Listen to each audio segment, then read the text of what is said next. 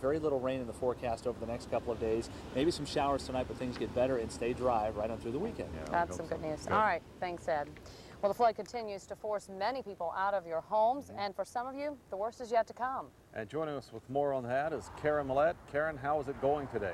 Well, Rich and Allison, as you can see from the construction berms here behind me on Highway 501, the preparation is continuing to make sure to keep roads like this one safe and also areas of Conway. But there's another community here, one whose river is also rising, and it's a community who already feels lost under the water. In times of strife, communities tend to come together. That's the case here for the residents of Buck Creek, where the strife is due to water. We're trying to keep track of the water by putting sticks in on a daily basis. Yeah, this was yesterday. So it's come up a couple of feet since then. The water is creeping closer to Craig Dean's apartment, but he feels lucky in his situation compared to some folks here. We evacuated, we sandbagged, we plasticked, moved our things with our families, and, you know, just keep your fingers crossed. Whatever happens, happens. You just have to deal with it. Dealing with it might not be possible without the help of neighbors. Friends are offering a hand to move furniture and appliances, trying to save at least a part of what's left of Buck Creek. Neighbors have been very helpful, helping each other, trying to salvage whatever you can. It's really a waiting game. It's a community that feels threatened and far away from help and information. Feel abandoned. You know, instead of high and dry, it's low and wet. Both roads into the area have been closed down, and now the residents try to fend for themselves. What else are you going to do?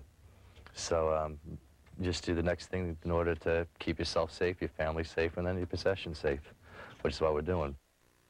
Now, to make matters worse in areas like this one, this is not a designated flood zone, so most of these homeowners and renters do not have any flood insurance. So with the disaster relief coming, that will certainly be a help to the residents of that Buck Creek area. Rich and Allison. All right, thanks a lot, Karen. And of course, he made a very good point.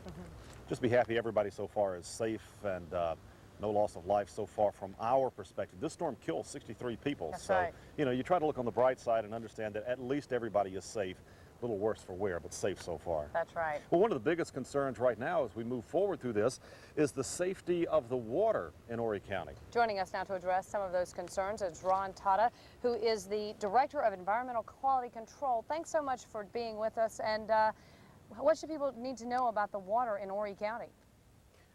Basically, as far as the water supply goes, all the large city and public systems are safe.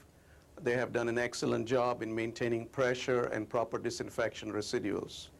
When it comes to private wells or small providers who have their own systems, we encourage people to be safe rather than be sorry, especially if they lost pressure.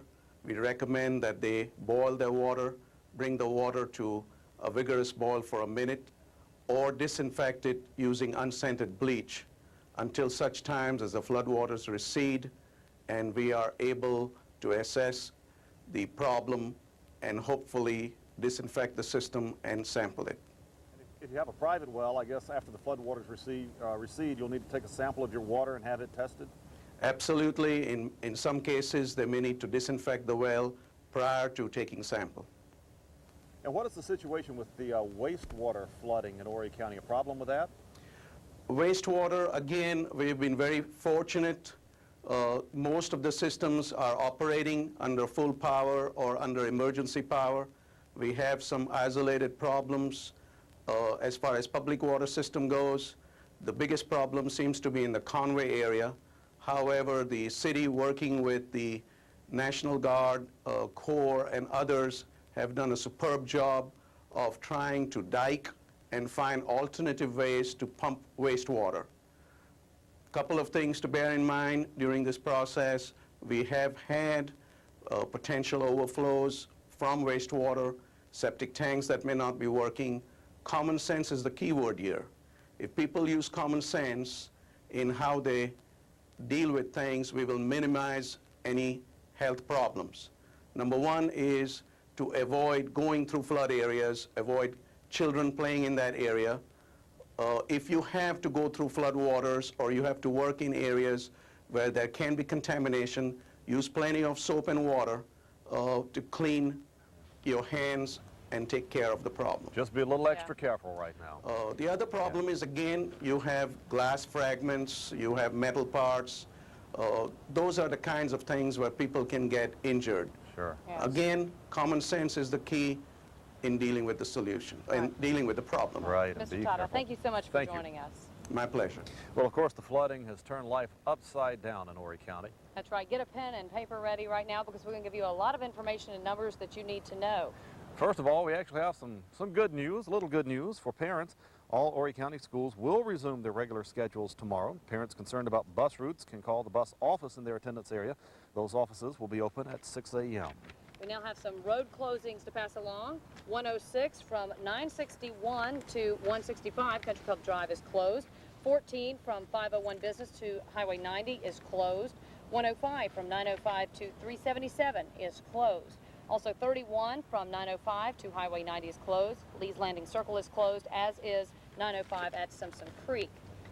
Now the eastbound lane of 501 will close. They will close one lane at 7 o'clock, and westbound 501 will close one lane by 9 o'clock tonight to build those berms. Eastbound 501 will open up one lane at 6 a.m. and westbound 501 lane will open at 6 a.m.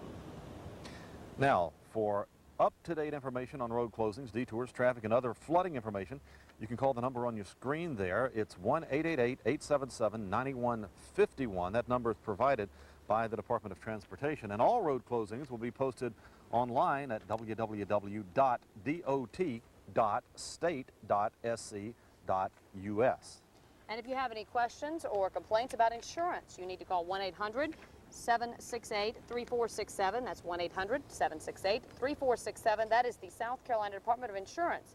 Now, coming up at 7 o'clock tonight in the Old Burroughs School Building on Main Street in Conway, and just under an hour from now, there'll be a meeting for any of you who have questions about filing your insurance claims. And the South Carolina Red Cross has an 800 number for you.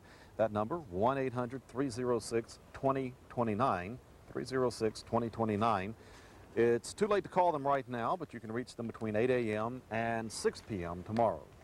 And despite all the flooding that is going on, there are some other stories making news today. And Audra Grant has that for us back in the studio. Hi, Audra.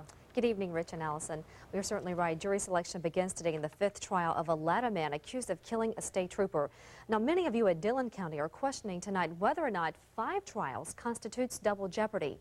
Well, Wpde News Channel 15 Tonya Brown talked with a legal expert tonight, and she files this report. This is a scene that's all too familiar for Warren Douglas Manning. He has been on trial 5 times for the 1988 murder of State Trooper George Radford. And now some of you in Dillon County want to know, is it right that Manning has been tried that many times? I questioned that myself. I thought once you were tried at least once or twice and found not guilty or either hung jury, you know, something should be changed. It just doesn't make any sense, I don't think. I don't think if you can go and try a man one time and find him not guilty, why would you try him again and try to come up with a verdict? But Manning has never been found not guilty. 2 guilty verdicts were overturned by the state Supreme Court, and 2 other trials ended in mistrials. So until a verdict stands, Manning could be tried over and over again. You can be tried until a verdict is rendered. And simply because this is the 5th trial doesn't mean that he is that jeopardy has attached, because you haven't had a final verdict. And many of you in Dillon County hope this will be the final time Warren Manning stands trial for this 11-year-old murder.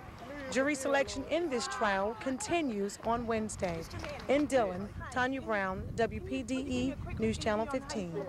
Thanks, Tonya. And certainly the other big story is the continuation of the flooding problems we're having across Horry County and the PD. Sure That's is. right. And you know, the flooding's not just confined to Horry County, it's also causing trouble up in the PD. That's right. We'll show you coming up next how the Little PD River is creating a big mess for folks in Marion County.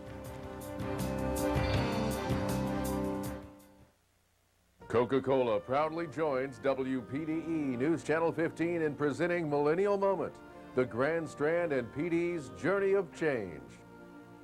Where's my Blenheim? Dangerously low.